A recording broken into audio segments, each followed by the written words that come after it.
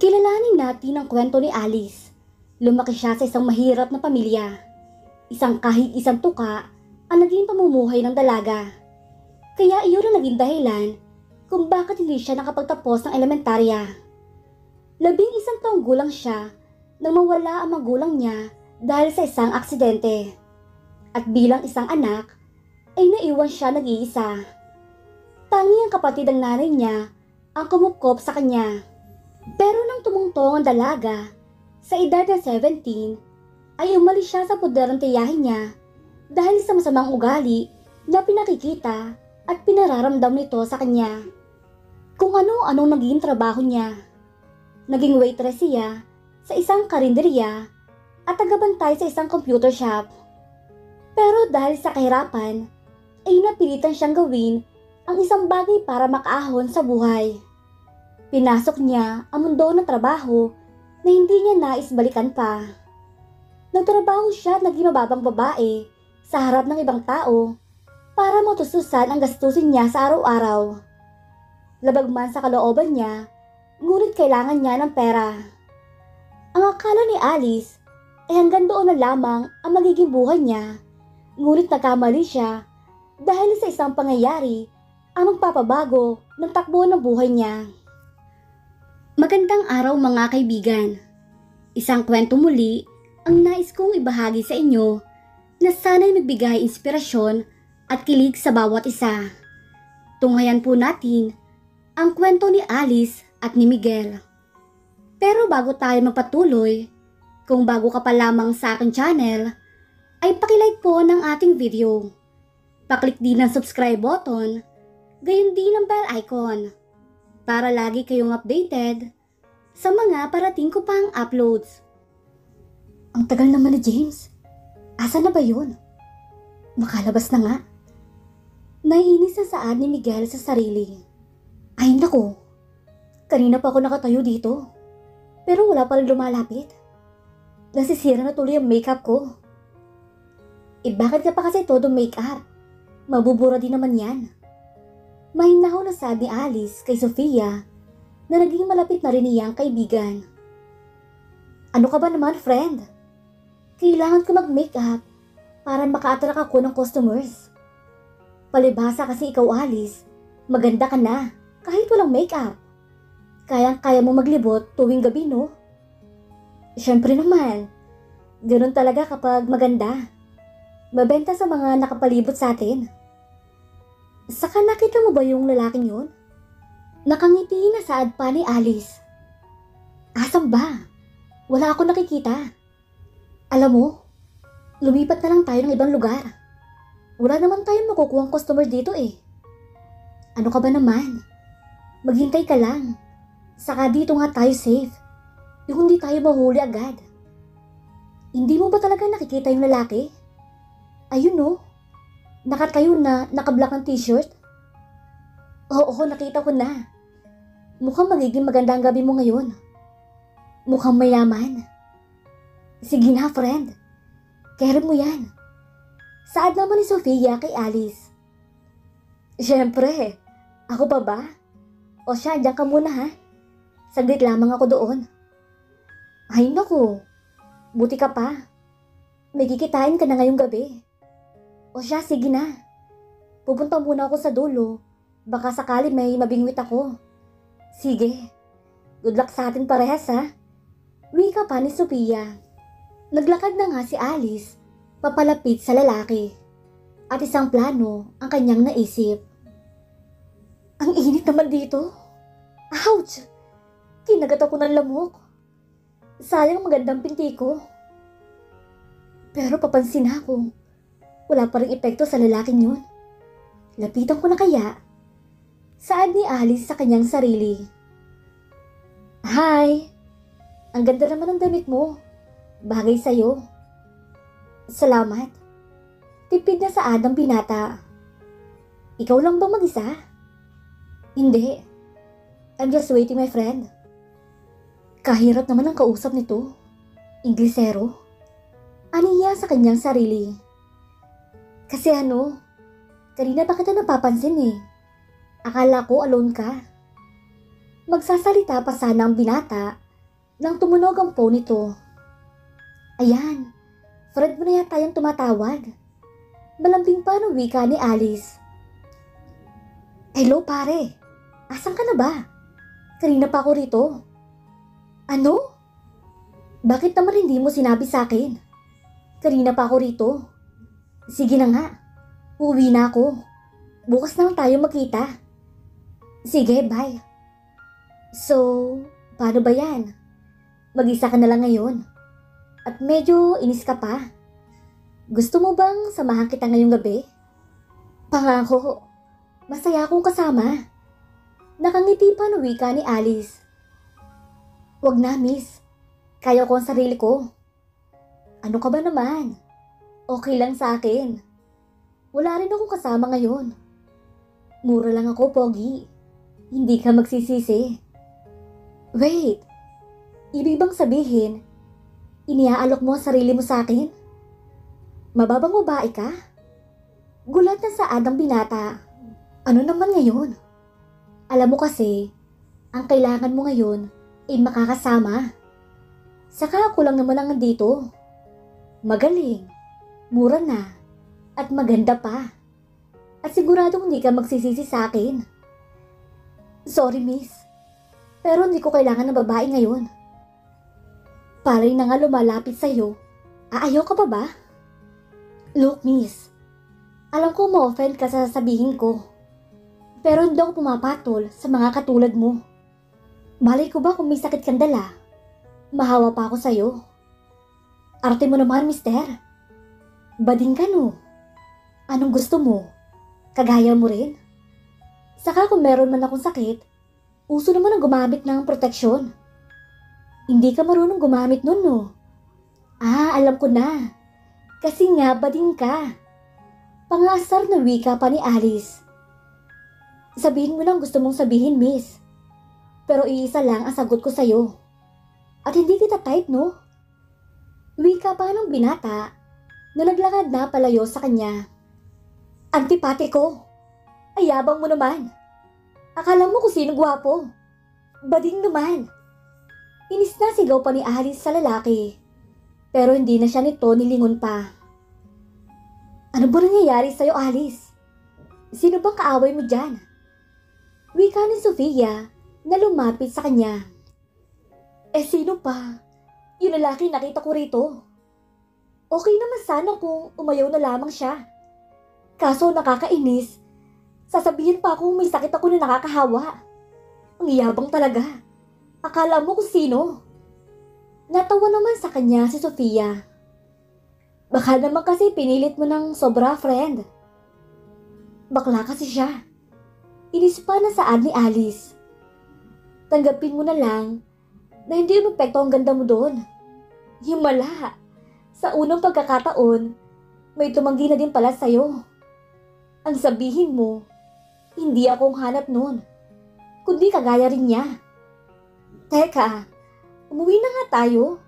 May nakapagsabi sa akin na mayroon na raw ngayon dito. Ano? Wala tayong pera ngayong gabi. Sinisingil pa naman ako ni Laika sa upa ng bahay. Parehas lang naman tayo, Alice. Yan din ang problema ko.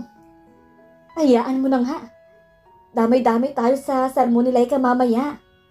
Tara na, umuwi na tayo. Baka mahuli pa tayo dito. Inis na wika ni Alice. Ilang araw din na hindi mawala sa isip ni Alice ang lalaking nakilala niya ng gabing iyon. Inis at galit ang naramdaman niya sa binata. Pero sa totoo lamang, ay hindi siya ang unang lalaki na lambasto sa kanya. Kaya katulad ng nakasanayan, pagkatapos ng inis, ay kinalimutan na lamang ni Alice yun. Alam naman niya talaga na mababa ang tingin ng iba sa kanya dahil sa ganito klase ng trabaho niya. Pero ano magagawa ko? Kailangan ko ng pera para mabuhay. Hindi ko naman gusto ng ganitong trabaho. May pangarap din naman ako. Pero sa panahon ngayon, kapag wala kang pera at pinag-aralan, wala kang lugar sa mundo.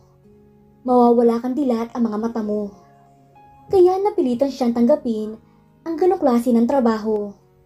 Lahat ng lait, insulto, at parang inilunok ng dalaga. Kahit nga pangarap niya noon na may lalaki nagmamahal sa kanya, kinalimutan na niya. Dahil para kay Alice, walang lalaking matino ang isipan magmamahal ng tapat sa isang kagaya niyang mababang babae lamang. Alice, di ba yun ang lalaking kasama mo noong isang gabi? Ha? Asan? Oo nga no. Ano bang ginagawa ng supladong lalaking yan dito? Inisa sa ni Alice. Baka naman naghahanap ng customer din. Natatawa ang wika ni Sofia. Ang tanong, lalaki o babae ba ang hanap niya? Grabe ka naman, Alice. Siyempre babae ang hanap niya. Super pogi kaya niya. Mukhang mayaman. Baka naman hinihintay niya ang nobya niya. Baka naman boyfriend. Talagang apektado ka pa rin hanggang ngayon sa mga sinabi niya sa'yo nung isang gabi no. Aba, parang first time to ah. Kasi ang alam ko, sanay na sanay ka na sa mga lalaking ganun ang ugali. Pero ngayon ka lang yata affected. Type mo siya no. Nanonood yun na wika pa ni Sofia. Hindi no. Walang lugar sa puso ko ang lalaking kagaya niya. Saka, excuse me, Miss, pwede magtanong? Putol ng isang tinig sa sasabihin pa sana ni Alice. Saglit na nagulat pa si Alice, pero agad ding napalitan niyo ng inis. Hindi kami mapa. Sa iba ka magtanong. Sungit mo naman, Miss. Teka, ikaw yung babae nung nakarang gabi, no? Oo. Bakit? May angal ka ba? Inis pa na sa adang dalaga. Look, Miss. Sorry sa nasabi ko nung gabing yun. Mainig lang talaga ang ulo ko. Saka ayaw ko sa lahat ng makulit. Kaya I'm sorry. Pwede na ba ako magtanong? Oo naman, Pogi. Sa akin ka nalang magtanong. Free akong samahan ka kung saan man yun. Pakiyot na sa ni Sofia. Tumigil ka nga, Sofia. Hayaan mo nga lalaking yan. Ano ka ba, Alice? Huwag kang attitude ngayon. Kasi kailangan nating kumita. Andyan na siya sa harapan mo oh. Maging malambing ka na lang ulit. Baka makajakpat ka pa. Ipapaubaya ko na sa'yo. Bulong pa sa kanya ni Sofia. Mr. Pogi, sorry ha. Hindi pala ako available ngayon. Ito na lang kaibigan ko ang magtuturo sa'yo kung saan man yung hinahanap mo. Alice nga pala ang pangalan niya. Aalis na ako. Good luck sa inyo. Bye, friend. Nakangiti pang kumawal si Sofia sa natigilang si Alice. Bye, miss. Nakangiti namang sa adi ni Miguel. Hey, Sofia. Bumalik ka nga rito. Tawag pa ni Alice, ngunit hindi na siya pinansin pa na kaibigan. So, miss, saan ba dito may malapit na convenience store? Hindi mo alam kung saan? Hindi ba napunta ka na dito? Reklamo pa ng dalaga. Pangalawang beses ko palang nakapunta dito. Saka hindi ibig sabihin, alam ko nang pasikot-sikot dito. Correction, hindi ako masungit. Nagtatanong kaya ako ng maayos. O siya, sige. Paglabas mo sa kantong to, kumanan ka. Pagkatapos, dumiretso ka. At pag nakarating ka sa pangalawang kanto, kumanan ka doon at doon mo makikita ang hinahanap mo. Sigurado ka ba na yun ang pinakamalapit? Kahit mababang babae ako, hindi ako nagsisinungaling sa ibang tao, no? At saka, hindi na natapos ni Alice ang kanyang sasabihin nang may biglang nakitang pulis. Naku, may paparating na pulis. Saan ba ako magtatago? Kinakabahang saad ng dalaga. Sumama ka sa akin, Alice. Bakit naman ako sasama sa'yo? Mali ko ba? Huwag ko magdala sa akin sa mga pulis. Isasakay kita sa sasakyan ko para hindi ka nila makita. Huwag ka na kasing maingay dyan. Alam ko naman na sanay ka sumama sa mga estranghero. Tara na, bilisan mo. Walang nagawa ang dalaga kundi ang sumama sa binata. Andiyan pa ba sila? Wika ni Alice na nakasiksik na tila takot makita. Wala na sila. Wika naman ni Miguel. Salamat naman po, Lord. Salamat nga pala sa tulong mo, mister. Pambawi ko man lamang sa'yo sa pamabastos ko sa'yo. Let's go. Teka, kumain ka na ba? Hindi pa. You know what? Let's eat. Libre kita. Pero, pwede ba ako mag-request sa'yo? Kapalit ng libreng dinner? Tila nahihiya na sa Ate Miguel. Ano naman yun? Meron ka bang dalang pamalit? Pwedeng magpalit ka muna? Baka kasi mabastos ka ng ibang lalaki. Teka, mister. Dinner ba talaga ang pupuntahan natin? Or sa hotel? Or sa motel? Dahil sasabihin ko sa'yo, bago mo ako makuha, kailangan may pera na bibigay ka sa akin. Wala nang libre ngayon, no? Di ba sabi ko naman sa'yo, hindi ako mahilig sa mga panandaliang kaligayahan. Kaya kung pwede, palit ka muna ng damit lang. Kasi ayoko mabastos ka kapag kasama mo ako. Sige na nga, madali naman akong kausap. Sinimula nang alisin ni Alice ang damit niya nang bigla siyang pigilan ni Miguel. Sandali lang, bakit dito ka magpapalit? Di ba pwedeng sa CR na lang? Arte mo naman, para namang hindi ka pa nakita ng katawan ng babae. Saka alayo pa kung pupunta pa ako doon, kaya dito na lang. Okay, sige. Lalabas muna ako. Saka kumato ka na lang kapag tapos ka na. Aminin mo nga sa akin, mister. Bading ka ba? Alam mo, hindi ko kayo minsan maintindihan mga babae. Kapag babasusin kayo ng mga lalaki, nagagalit kayo. Tapos kapag nagpapaka-gentleman naman kami, sasabihin nyo, bading kami. Giit pa na wika ng binata. Pasensya ka na. Pero, hindi ka ba na-attract sa akin kahit konti?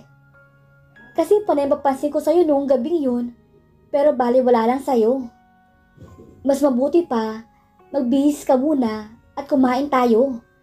Wika ni Miguel na hindi pinansin ang sinabi ni Alice. Sigurado ka bang dito mo gustong kumain? Naiilang na tanong ni Miguel habang nililibot niya ang tingin sa paligid. Oo naman, mas okay kumain dito. Saad naman ang dalaga. Teka nga, matanong ko lang, bakit nga pala ganyan ang trabaho mo? Bakit hindi na lang iba? Sa isang kadahilanan na kahit kailan ay hindi maintindihan ninyong mayaman. Kasi lahat kayo, lahat ang gusto nyo, sa isang pitik lang ng daliri, inukukuha nyo agad. Kami kailangan pa magsakripisyo para lang makakain ng 3 beses sa isang araw. Malungkot na saad ang dalaga. Naintindihan ko naman yun, Alice. Pero bakit yan nga ay madami namang iba na pwede mong maging trabaho? Saka masyadong delikado yan. Ano ka ba naman? Kaysa maging masamang tao ko, di ba? Eh teka, ano nga palang pangalan mo? Kanina pa kita kinakausap, pero hindi ko naman alam ang pangalan mo. By the way, ako si Miguel San Jose. Nakangiting wika ng binata. Miguel, salamat nga pala sa pagtulong mo sa akin kanina at sa libreng hapunan. Paano ba ako makakabawi sa'yo? Hindi na kailangan, Alice. Ginawa ko lang kung anong sa tingin ko ang makakatulong sa'yo. Saka sana, hindi ito yung huli nating pagkikita. Oh my God! Type mo ko, no? Umamin ka na. Sanay na ako sa ganyang linyahan ng mga lalaki. Nanunod yun ang saad ng dalaga. Bigla namang namula ang mukha ni Miguel. Sige na nga. Aaminin ko na. Gusto nga kita. Pero hindi ako katulad ng ibang lalaki na dadalhin ka sa kama.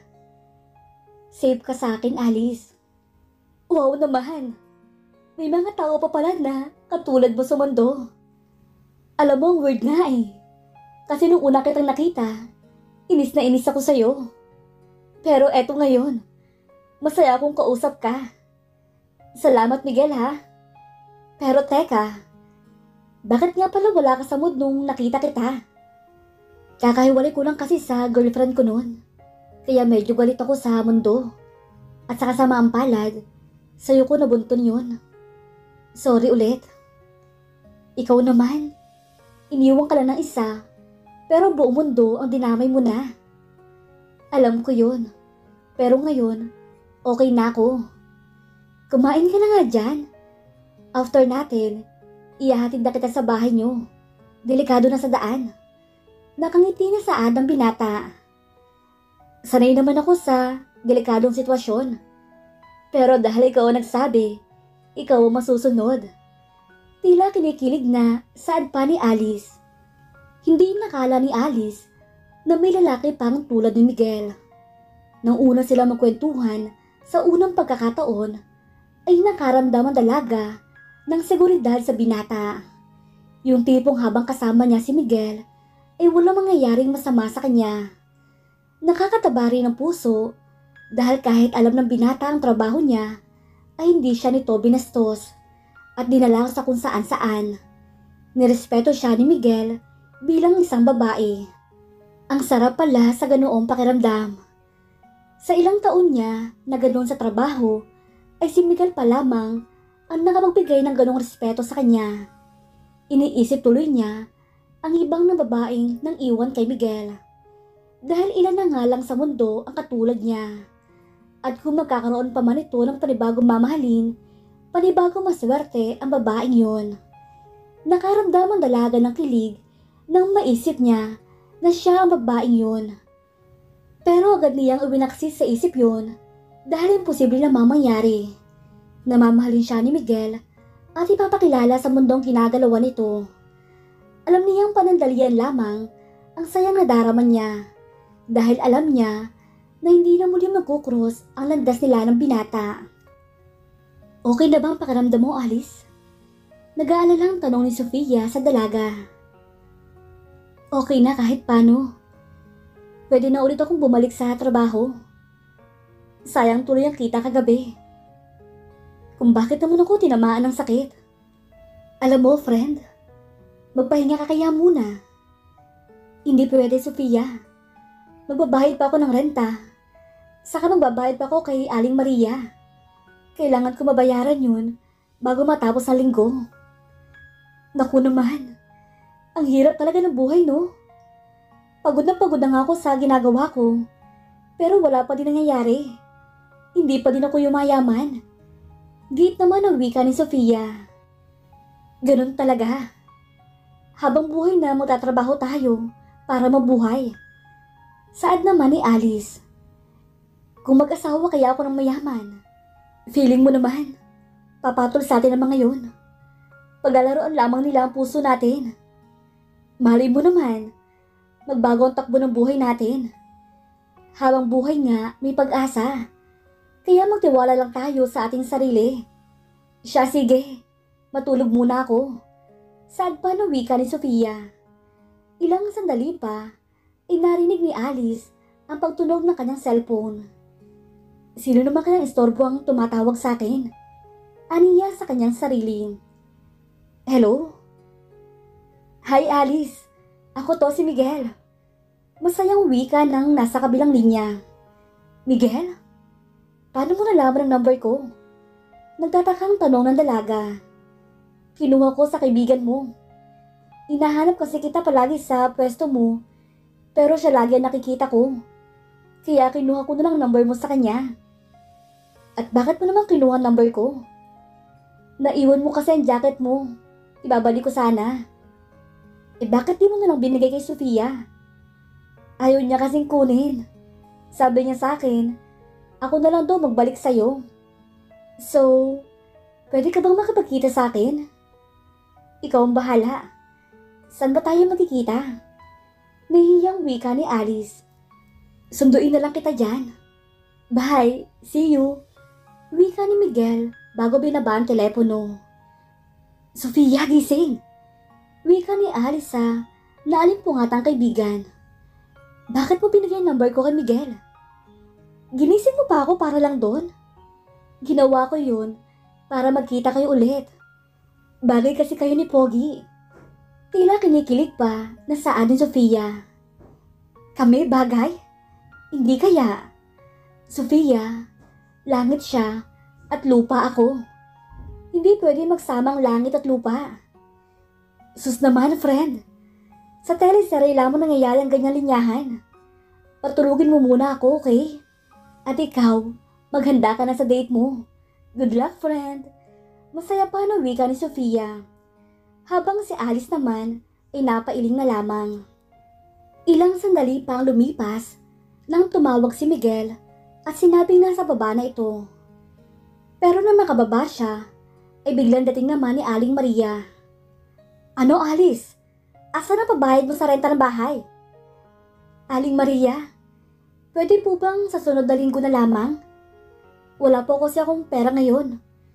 Pakiusap na wika ng dalaga. Ano? Ngayon ang bayaran ng upa. Kaya magbayad ka ngayon din. Dahil kung hindi, umalis ka na lamang dito. Dahil di ko kailangan ng mga katulad mo. Galit na saad ni Aling Maria. Magbabayad naman ho ako. Nagkataon lang na wala akong sapat na pera ngayon. Di ba nagbebenta ka ng kaligayahan? Dapat gabi-gabi may pera ka. Siguro nagsasawa na sa'yo mga lalaki, no? Paano kasi kung sino-sino nakakasama mo? Hindi naman ho tama na basusin ninyo ako ng ganyan. Naiiyak na saad ni Alice. Magkano ho ba ang kulang ni Alice? Seryoso na saad ni Miguel. 3,500. Bakit? Babayaran mo ba? Baling ni Aling Maria sa binata. Eto ho, 3,500. Para matahimik na kayo. Mali naman na basusin ninyo ang tao dahil sa utang lang sa inyo. May halong inis sa saad sa tinig ni Miguel. May nobyo ka palang mayaman, Alice. Hindi ka nagsasabi. Siya, maiwan ko muna kayo. Hindi pinasin ni Aling Maria ang parinig sa kanya ni Miguel. Pasensya ka na, Miguel. Naabutan mo ba tuloy ang pamamahiya sa akin ni Aling Maria? Huwag mong isipin yun, Alice. Tara na sa kotse. Yaya sa kanya ng binata. Miguel, salamat pala sa pagbabayad mo ng rento ko sa bahay. Huwag ka mag-alala. Mababayaran din kita. Sabi ko, diba? Huwag mo nang isipin yun. Pera lang yun. Pero ang sinabi niya sa'yo, habang buhay na yun nasa isip mo. Sanay naman ako sa mga tao na nagmamaliit sa akin. Saka tama naman sila. Mababa akong babae. Kaya nga hindi ko maintindihan kung bakit panay pa rin ang pakikipag-usap mo sa akin. Alam mo, Alice, mabuting tao ka. Saka hindi naman porket ganyan ang trabaho mo, dapat na iwasan kita. At hindi na kita pwede maging kaibigan, di ba? Gusto mo akong maging kaibigan? Gulat na saad ni Alice. Pwede bang kahit lagpas kaibigan pa? Seryoso naman ang wika ni Miguel. Ako? Gusto mo ko? Hindi napigilan tumawa ng malakas ni Alice. Bakit ka tumatawa? Seryoso ako, Alice. Alam mo, Miguel, sabihin mo na lang kasi kung anong gusto mo mangyari sa ating dalawa. Basta ba, babayaran mo lang ako. Bakit ba laging ganyang iniisip mo? Hindi ba pwede magaan ang loob ko sa'yo kapag kausap kita? Napapasaya mo ko kahit ilang beses pa lang tayo nagkikita. Nakikita ko sa'yo ang hinahanap ko sa isang babae. Palaban na totoo sa sarili. Paano naman ako maniniwala sa'yo? Ganyan ang mga linyahan ng mga lalaking dumaan sa buhay ko. Magpapakita ko sa kanila, tapos magpapakita sila sa akin. At ayun ang ending. May mangyayari na sa amin. Tapos babayaran nila ako. At babalik na kami sa kanya-kanya naming buhay. Wika pa ng dalaga. Ibahin mo ko sa kanila, Alice. Papatunayan ko sa'yo na malinis ang hangarin ko sa'yo. At malalaman mo rin na mali ka sa akala mo na gusto mo ako, Miguel. At magigising ka rin sa katotohanan na wala kang papala sa mga babaeng katulad ko. Ngunit lumipas pa ang mga araw, nagpatuloy si Miguel sa pakikipag-usap kay Alice. Palagi siya nagte-text at tumatawag sa dalaga. At minsan inaaya siya nitong lumabas dahilan para mas maging malapit sila sa isa't isa. Unti-unti nakikita at nararamdaman ni Alice ang tiyaga ni Miguel na pinakita sa dalaga. na malinis ang pakay niya. Kahit alam ni Miguel na tuwing gabi nasa kali siya, ay hindi nagbago ang pakikitungo nito sa kanya. Hindi tuloy maiwasang isipin ni Alice ang kasabihan na love is blind.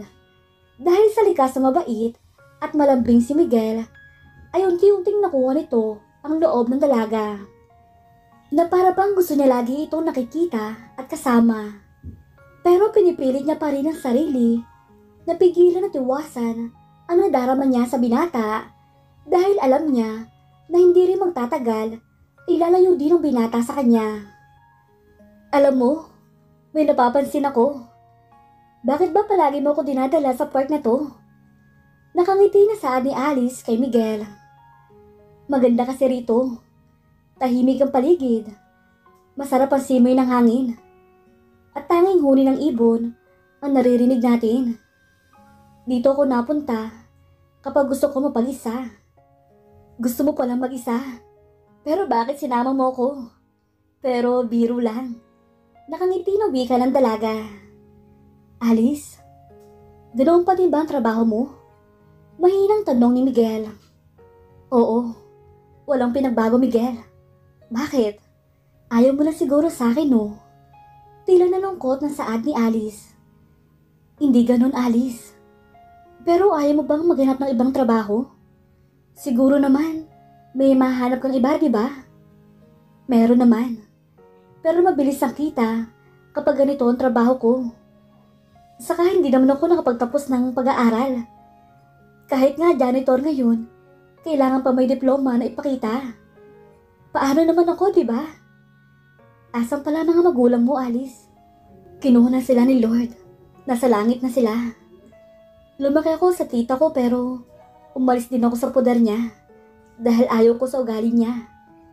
May mga naging trabaho naman ako pero hindi sapat para sa pagkain at upa ko sa bahay.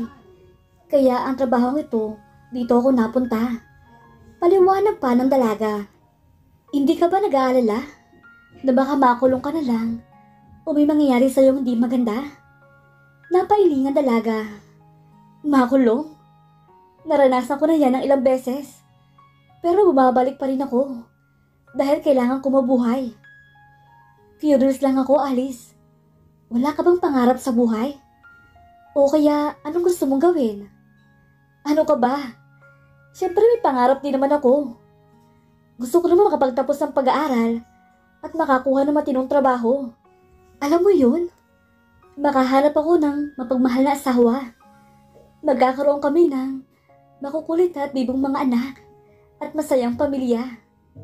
Pero hanggang pangarap na lang yun dahil sa trabaho kong ito.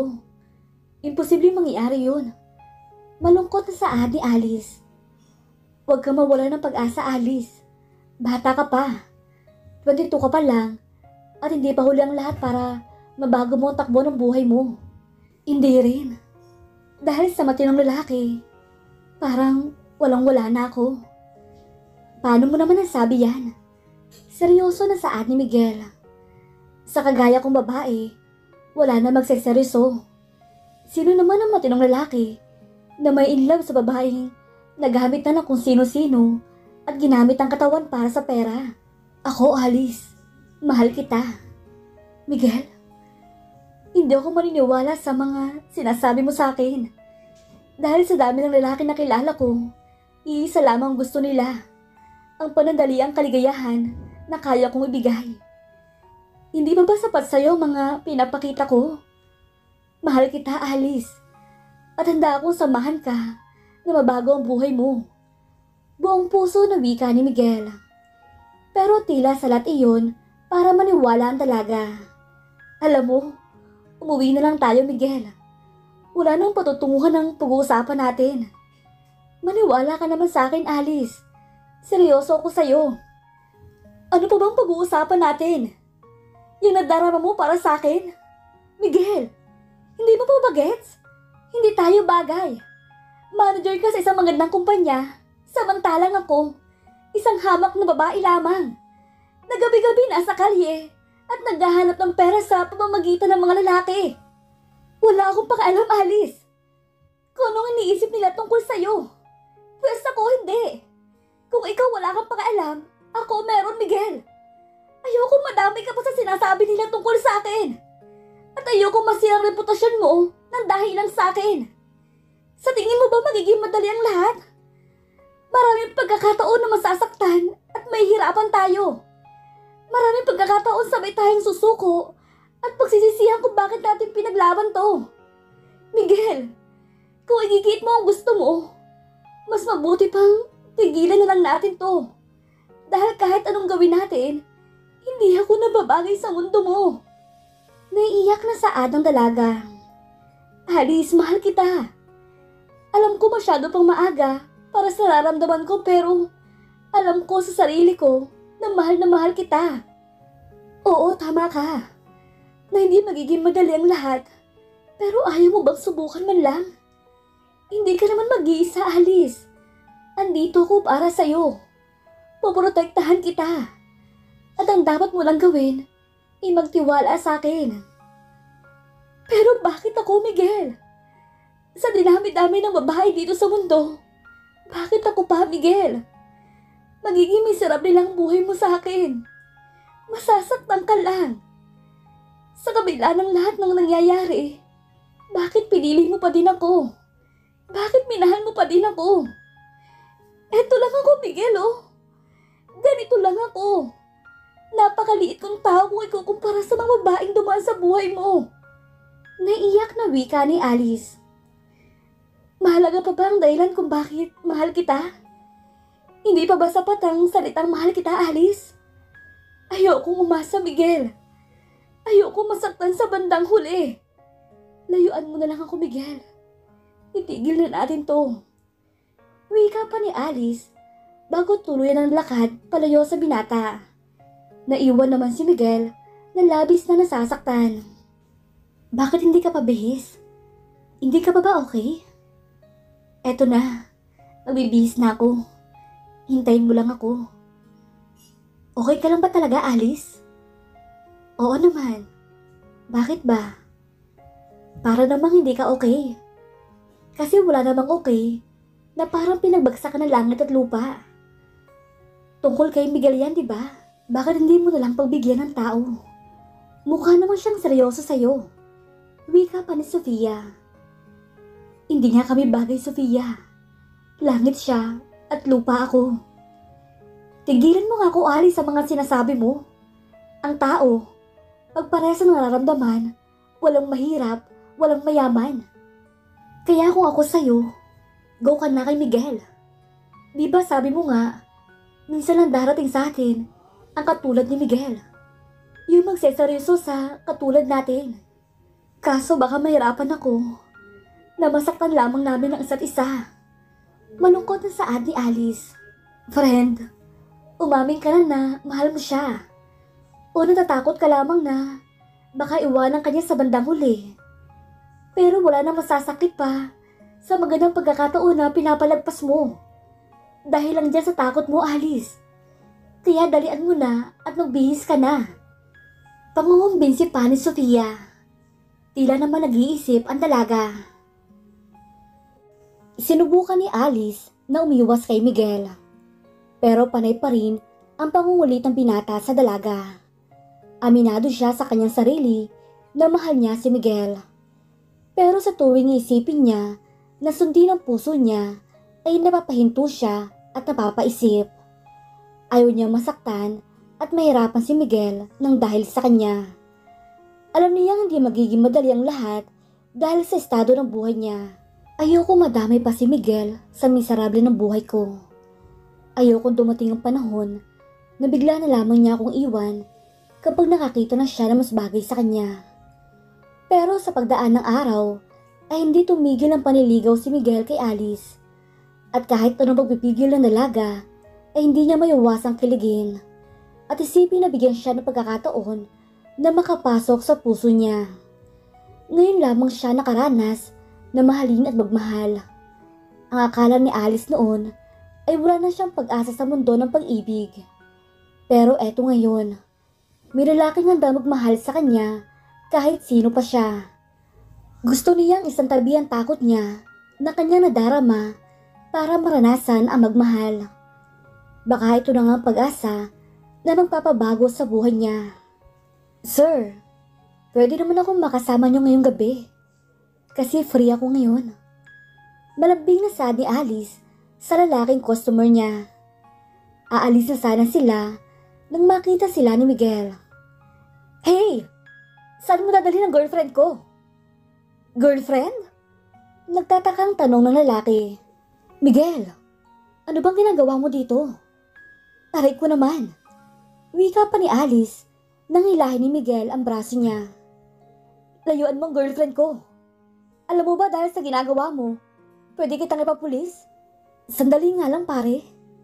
Sabi niya single siya, kaya pinatulan ko. Saka siya, girlfriend mo? Aba pare, mamili ka naman ng maayos. Mukha ka namang edukadong tao. Hindi bagay sa'yo ang ganyang klase ng babae. Mababa lamang sila. Kung gusto mo naman, ibigay mo na lamang siya sa akin pansamantala. Tapos, ikaw naman pagkatapos ko. Hindi na natapos ang lalaki ang sasabihin dahil isang malakas na suntok ang ginawa dito ni Miguel. Miguel, tama na, ano ba? Inis na wika ni Alice. Ano bang problema mo pare? Totoo naman ang sinasabi ko ah. Wala kang karapatan na sabihin ng ganyan si Alice.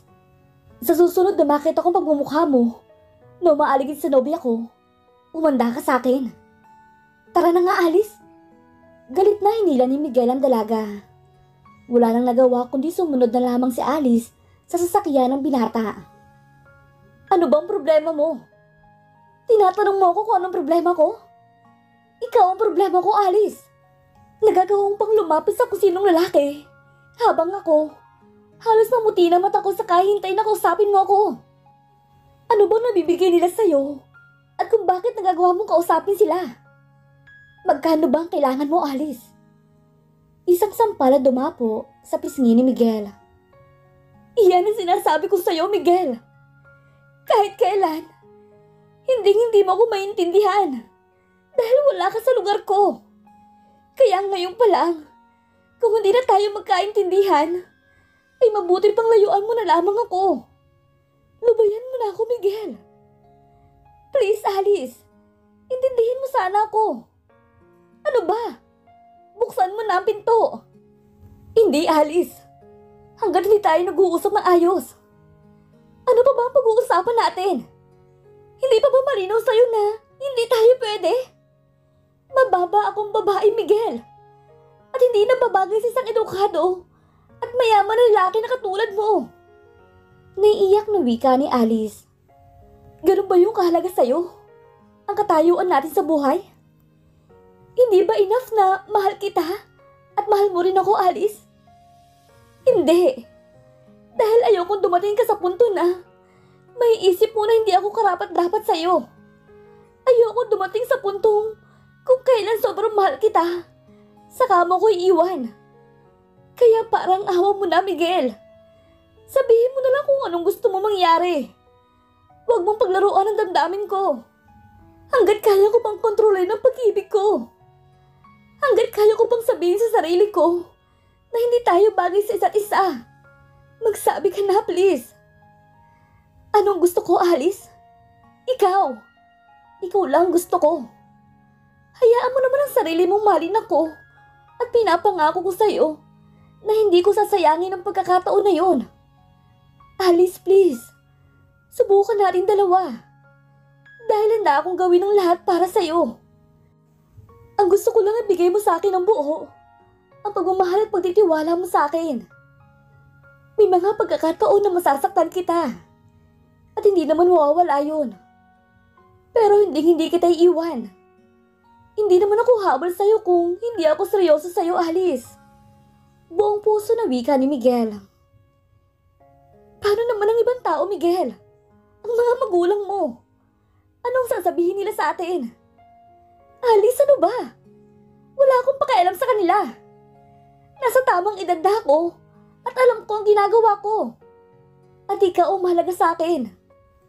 Hindi na napigilang iyakapin ni Miguel ang dalaga. Sorry nga pala sa nasabi ko kanina. Okay lang yun. Sanay na ako. Pwede ba ako mag-request sa'yo na kapag sinabihan ka na kung ano, gawin mo yung ginawa mo sa akin? Huwag mo hayaan na ibaba nila ang pagkatao mo. Lumaban ka, okay? Dahil ayoko nang sasaktan ka, Alice. Mahal na mahal kita. Hindi na nakaiwas pa ang dalaga nang unti-unting lumapat ang labi ni Miguel sa labi niya. Buong puso niya itong tinugon. Mahal na mahal din kita, Miguel. At salamat dahil minahal mo ko at tinanggap mo ang pagkatao ko. Nang araw ding iyon, ay sinagot na nga ni Alice si Miguel. May takot siyang naramdaman, pero sinunod pa rin niya ang kagustuhan ng puso niya. Alam niya na sasabihin ng iba na masyadong maaga ang sa kanila ng binata. Pero ayaw na niyang pakawalan pa ang pagbabagong dumating sa buhay niya. At si Miguel, ang pagbabagong iyon. Tinuruan siya nitong mahalin at pahalagahan ang sarili niya na kahit kailan ay hindi niya naranasan. Nang dahil kay Miguel, ay umalis si Alice sa klase ng mundo ng trabaho niya. Gusto niya maging isang babae na may pagmamalaki niya sa iba. Pero naging mahirap ang lahat dahil naging mailap ang trabaho sa kanya. Buwan ang nakalipas bago siya nakahanap ng trabaho. Naging waitress siya sa isang maliit na restaurant. Hindi man ganong kalaki ang sahod niya, pero pinagkakasa niya yun at pasalamat siya dahil lagi nakasuporta ang binata sa kanya. Wow! Ang ganda naman dito, love. Ang ganda ng bahay. Kaninong bahay to, Miguel? Bahay namin to, Alice. Nakangiti na wika ni Miguel. Talaga, love? Ang yaman niyo naman talaga. Pero teka, anong ginagawa natin dito? Ipapakilala na kita kay Mama. Teka nga, ngayon na ba? Sigurado ka? Hindi pa yata ang tamang panahon ngayon para gawin yan. Bakit naman hindi? Gusto na kitang ipakilala sa kanya, love. Saka huwag kang mag-alala. Akong bahala sa'yo. Walang nagawa ang dalaga, kundi ang tumango na lamang. Pero andun pa din sa puso niya ang naramdamang kaba. Nag-doorbell si Miguel at ilang sandali pa ay bumukas na ang pinto. Mami, kumusta ka na po? Bungad ni Miguel sa kanyang ina. Mabuti naman naisipan mo pang dalawin ako, Miguel. Tila nagtatampo na saan ng kanyang ina. Sorry na, Ma. Naging busy lang ako sa trabaho. Huwag ka na magtampo. Sabay halik sa pisngi ng kanyang ina. Sino siya? Mami, si Alice nga pala. Girlfriend ko. Alice si Mami. Masaya ang pakilala ni Miguel. Good morning po, ma'am. Tila nahihiya na wika ng dalaga. So, ikaw palang kinaumalingan ng anak ko. At bakit naman siya nandito sa bahay ko, Miguel? Gusto ko po siyang makilala mo, Mami. At bakit ko naman siya gustong makilala? Hindi rin naman magtatagal. Maghihiwalay rin kayo, di ba? Mami, please. Seryoso na wika ni Miguel. May mga naririnig na ako tungkol sa babaeng yan. May pinag-aralan ka naman, anak. Bakit nagpapakibang ka sa ganyang klase ng babae? Masungit pa na wika ng kanyang ina. Mami naman, hindi mo ko naintindihan. Alam ko ang sinasabi ko, Miguel. Hindi ka ba nag-iisip? At naglakas loob ka ba na ipakilala sa akin ang babaeng yan? Ma'am, matagal na yun. At ibang Alice na ang nasa harapan ninyo. Pagtatanggol ng binata kay Alice. Wala akong pakialam, Miguel. Dahil kahit anong gawin mo, yun pa din magiging tingin ko sa kanya. At ikaw na babae ka. Sa tingin mo hayaan kong makalapit ka sa anak ko? Kahit anong gawin mo, at kahit anong damit ang suot mo, ang tingin ko sa'yo, ay mababang klase ng babae. Ni wala kang ang pinag-aralan. Hindi ka nababagay sa anak ko. Kaya please lang, layuan mo na ang anak ko. Dahil kahit kailan, hindi kita matatanggap sa pamilya ko. Mami, tama na please. Hindi na nakayanan ni Alice ang emosyon na kanyang nadarama, kaya umiyak siyang tumakbo palayo sa bahay ng binata. Love, sandali! Pigil ni Miguel nang maabutan siya nito. Pasensya ka na kay Mami. Ganun lamang talaga siya pero alam ko matatanggap ka rin niya. Matatanggap? Sa tingin mo matatanggap niya ako? Kung paano niya ako laitin kanina. Pakiramdam ko, ako na ang pinakamasamang babae sa mundo. Pinamukha niya sa akin hindi ako bagay sa'yo. Umiiyak na saad ang dalaga. Huwag kang maniwala sa kanya, Alice. Ikaw ang mahal ko. At kapag nakita niya kung gaano natin kamahal ang isa't isa, magbabago rin si Mami. Tama na yan, Miguel!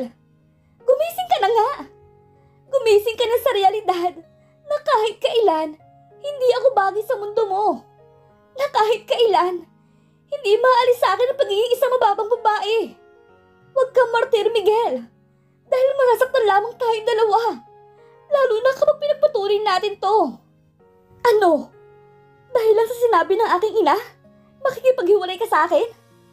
Hindi mo man lamang ba ako ipaglalaban, Alice? Para saan pa, Miguel? Alam mo sa sarili mo na hindi tayo nababagay sa isa't isa. At tama nga ang iyong ina na darating ang panahon na iiwan mo rin ako. Dahil may makikita ka pang mas nababagay sa'yo. Bakit ba ang baba ng tingin mo sa sarili mo, Alice? Dahil ba sa naging trabaho mo? Mahal kita, Alice. Hindi ba sapat yun? Gagawin ko ang lahat para sa'yo. Ipaglalaban kita. Pero paano ko gagawin yun? Kung ikaw mismo, hindi mo kayang gawin yun para sa akin. Magising ka na nga sa totohanan, Miguel. Hindi ako ang karapat dapat na mahalin mo. Kaya habang kaya pa natin ang sakit, tapusin na natin ang lahat. Pero bago ko tanggapin ang lahat ng sinasabi mo, sana tanggapin mo muna kahit ganyang kaalis. Karapat dapat ka pa rin mahalin. Mahalin mo ang sarili mo. Magtiwala ka sa sarili mo. At kahit iniwan mo na ako, hindi magbabago ang pagmamahal ko sa iyo. Umiiyak na saad ng binata. Alice, okay ka lang ba? Kanina ka pang umiiyak. Nag-aalalang wika ni Sofia sa kaibigan. Pasensya ka na, Sofia. Hindi ka tuloy nakapagtrabaho ng dahil sa akin. Okay lang ako. Sige na. Sigurado ka ba? Halos mawala na ang mata mo sa kakaiyak. Saka tumigil na ako sa ginagawa natin. Sa klase ng trabaho natin, Alice. Ha? Nagtatakang tanong ni Alice. Kasi may bago na akong nobyo. At magtatrabaho na ako bilang sales lady sa isang mall. Buti nga nakatapos ako ng high school. Kaya natanggap ako doon. Masayang saad ni Sofia. Buti ka pa. Masaya ako para sa'yo, Sofia. Pero ako, hindi ako masaya para sa'yo, Alice. Lalo na, at nakikita ko na sasaktan ka. Ganun talaga kapag tanggap mo na ang katotohanan na hindi kayo para sa isa't isa ng taong mahal mo. Alam mo, ikaw lang naman nagsasabi ng ganyan. Pasalamat ka pa nga dahil meron ka mabait na nobyo at mapagmahal. Lagi kang tinutulungan sa mga problema mo. At higit sa lahat, mahal niyo ang isa't isa. Pero hindi naman pwede na maging kami lang ang mahalaga, di ba? Importante din yung sasabihin ng iba tungkol sa amin. At hindi kami magiging masaya dahil sa akin. Dahil eto lang ako, oh. Isang mababang babae at walang pinag-aralan. Paano nga naman kami magiging masaya, di ba? Alice, minsan ko lamang ito sasabihin sa'yo. Kaya makinig kang mabuti. Alam mo, kalimutan mo na yung nakaraan mo. Oras na para magsimula kayo ng bago. Hindi naman ibig sabihin na ganun ka dati. Wala ka ng karapatang maging masaya, di ba? Ang mahalaga naman ngayon, yung sinusubukan mong bago. Saka kailangan mo tanggapin ang mundo, puno ng mga tao mapanghusga. Huwag mo na lamang silang pansinin. Pero nasaktan ko na si Miguel, Sofia. Hindi ko na siya mababalik sa akin. Umiiyak pa rin na wika ng dalaga. Alice naman. Hanggat may pagmamahal, may pag-asa. Kaya huwag ka na nga umiyak dyan. Ipaglaban mo ang taong mahal na mahal ka at mahal mo rin. Sige na, tumayo ka na at harapin mo na si Miguel. Nakangiti na saad ni Sofia. Salamat, Sofia. Pero hindi pa siguro ito ang tamang panahon para sa amin. Kailangan ko munang ayusin ang sarili ko bago ko siya harapin ulit. Naintindihan kita, Alice. Basta lagi mong tatandaan, nandito lang ako, na kaibigan mo ko. Umiiyak na niyakap ni Alice si Sofia. Nagpapasalamat siya dahil nakilala niya ito at naging tunay na kaibigan para sa kanya. Masakit man para kay Alice, pero napagpasya niya na layuan muna si Miguel. Hindi yung para sa binata, kundi para sa kanyang sarili. Nagpatuloy siya sa pagtatrabaho sa restaurant para makaipon. Mahirap, pero kinaya ng dalaga. Hindi naman nagtagal, ay pumasok siya sa isang alternative learning program. Libre lamang iyon, kaya hindi na niya pinalagpas ang pagkakataon. Dahil gusto pa rin niya makapagtapos ng pag-aaral, nang sa ganun, imimipakita siyang karangalan sa iba. Sa loob ng 1 taon, ay umikot ang buhay niya sa pag-aaral at pagtatrabaho. Gusto niyang ipakita sa lahat na kahit gano'n ang buhay niya dati, kaya niya pa rin magbago. Pero sa kabila ng lahat, ay hindi nawala sa puso niya si Miguel. Mahal na mahal pa rin niya ang binata. Ilang beses na rin niyang tinangka na kausapin ang binata, pero naunahan siya ng kaba at takot na baka kapag lumapit siya sa binata, ay malaman niya na meron na itong ibang babaeng minamahal. Pero sabi nga ni Sofia sa kanya, ilabay niya kung anong sinasabi ng puso niya at yun ang gagawin niya ngayon. Ang ipaglaban ang pagmamahal niya para kay Miguel. Lalapitan ko ba siya? Baka ipagtabuyan niya ako. Hindi. Kaya ko to. Kaya mo to, Alice. Aniya sa kanyang sarili. Alice? Miguel? Anong ginagawa mo dito, Alice? Ha? Gusto sana kitang makausap, Miguel. Tungkol sa ating dalawa. Pero mukhang busy ka, kaya alis na muna ako. Lalakad na sana siya palayo nang tawagin siya ng binata. Alice, saan ka pupunta? Kumain ka na ba? Kain muna tayo? Sige. Nahiyang saad ng dalaga. Kumusta ka na, Miguel? Okay naman. Medyo pagod dahil may bago kami project na gagawin. Ikaw, kumusta ka na, Alice? Okay lang din. Working student ako ngayon. Talaga? Nag-aaral ka na ngayon? Good for you, Alice. Hindi mo alam kung gaano ako ka-proud sa'yo. Masayang wika ni Miguel. Salamat. Ang totoo, kapag nakapasa ako sa exam, makakapagtapos na ako ng high school. Magtatrabaho muna ako ulit. Para kapag nakaipon ako, papasok naman ako ng college. Ano nga palang course ang kukunin mo? HRM sana. Kahit vocational lamang. Para kahit paano, makuha kong maayos sa trabaho. Masaya ako para sa'yo, Alice. Unti-unti mo na natutupad ang mga pangarap mo. Biglang nagseryoso ang binata. Alice, aaminin ko sa'yo na hindi pa din nagbabago ang pag-ibig ko para sa'yo. Ikaw pa din ang mahal ko at gusto kong makasama sa buhay at maging ina ng mga magiging anak natin. Miguel, kung pagbibigyan mo sana ako ng isa pang pagkakataon, ako dapat pagsabi niyan, Miguel. Ang dami kong pagkukulang sa relasyon natin dalawa.